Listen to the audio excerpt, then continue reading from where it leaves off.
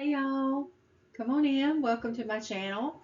If you've never been here before, welcome to my channel. This is Just Right. My name is Jodee Jean Daniels, and I'm so happy you can come here today to be with me. We are going to talk about creating compelling characters, the do's and don'ts.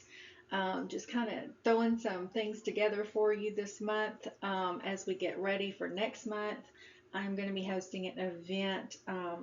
My whiskey. I wanted to call it Whiskey Rimo, but I don't want to get sued. So I'm just Whiskey's Right Your Hearts Out. So we'll see. I don't know what to call it. So we're trying to come up with a name for it for next month in lieu of kind of if you want to see my prior video, I'm kind of walking away from Nano, setting up kind of my own rules and doing my own thing. So grab your scene cards from Patreon. They're on my free level. Make sure you grab some of those. You can print off as many as you want. If you are a paid Patreon member or a paid member of my YouTube channel, I have created I'm calling it Preptober workbook that you can grab as well. And I just let me know if you have any questions about them. You can leave them in the comments below and we can talk about that together. So, today we are looking at key tips for creating memorable, relatable, and compelling characters in your stories. So let's just dive right in. All right, so this is a do. Your key characters, past informs their present. So, a well crafted backstory is going to give your character depth and help explain their motives, their desires, their fears.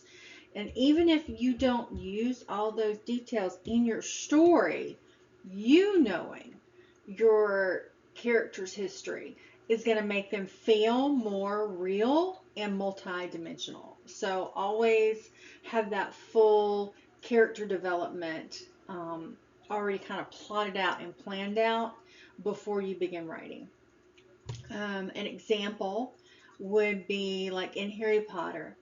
Snape's backstory. It reveals like a tragic past and how that deeply affected his motives, his choices throughout the series, like in Hunger Games, how Katniss is driven by her experiences of poverty, her role as a protector for her family. So, when developing a backstory, I want you to think about formative events in your character's life, childhood experiences, relationships, traumas, or even maybe like a small habit that they have kind of come to form over time. And those details can inform and work toward their goals and their actions, and it'll just make them more well rounded. So, the key idea on here is this is a don't. Avoid one dimensional characters, okay? They lack depth and complexity, and they're often defined by a single trait or a purpose, and it kind of makes them predictable and unengaging. An example that let's see, an example would be a villain who's evil for the sake of being evil without any deep motivations. Like the early versions of Maleficent before her story was expanded. Like, think about the old Disney movie where we didn't know why she was the evil, sorcerer. A hero that's always brave and good and selfless with no internal, conflicts or doubts. So instead of doing either one of those, you want to give your characters multiple layers that you can build upon. Maybe your antagonist has noble reasons for their actions, or your protagonist has these personal flaws they struggle with, internally. Characters that are more engaging when they have a conflict and motivations and they grow. They have growth where they have a growth potential.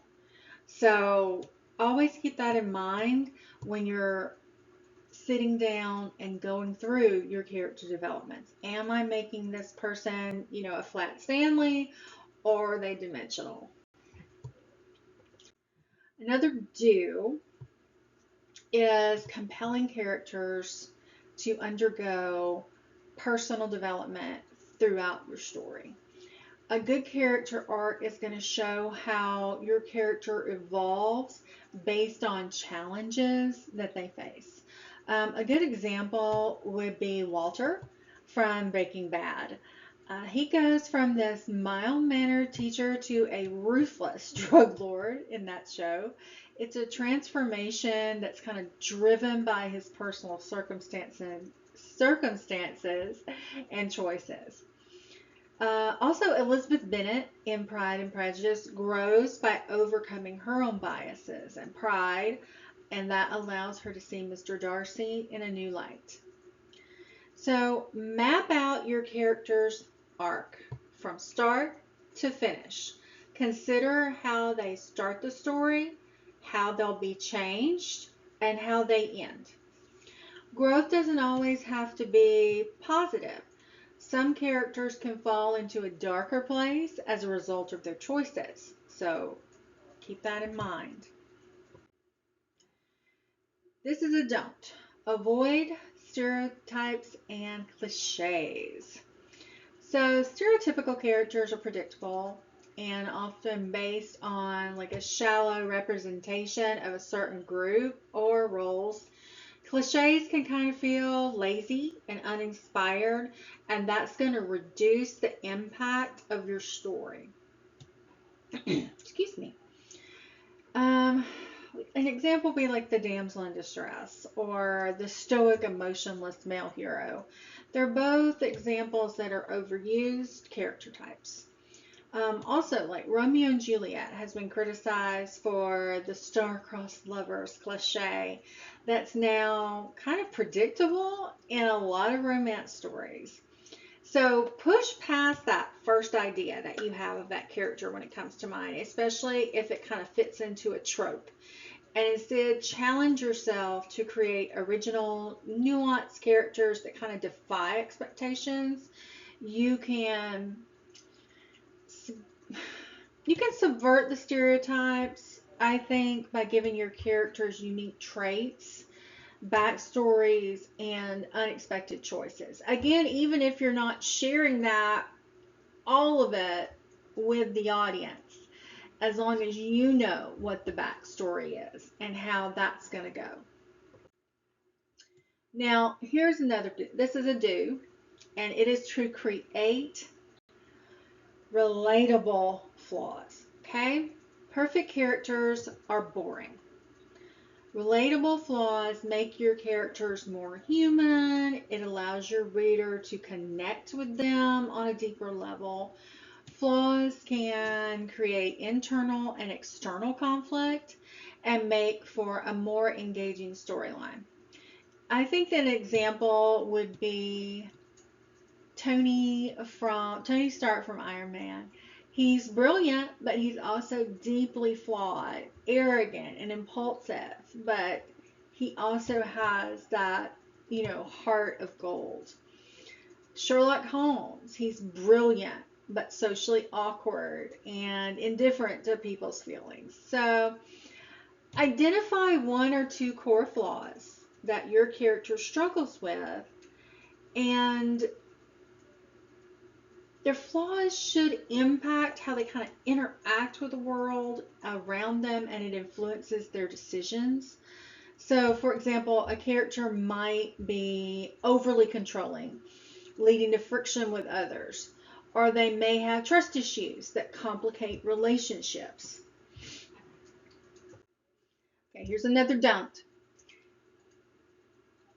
And this one is this one can be really hard, especially for new writers. It's kind of crucial. Characters who are overloaded with flaws can come across as unlikable or self-pitying, while those who are overly perfect feel unrelatable and unrealistic. Like, the Mary Sue character is often criticized for being too perfect as they face all these challenges and they don't really grow or change. And then on the other hand, you can have a character with too many flaws. Um, and this is from like a classic like Holden Caulfield in The Catcher in the Rye. And that might alienate readers if their negative traits overwhelm the story. So you want to balance your character's strengths and weaknesses so that you're going to ensure that they have redeeming qualities that makes them likable or relatable. So if they're like highly skilled or powerful, give them personal challenges or vulnerabilities that balance out that perfection.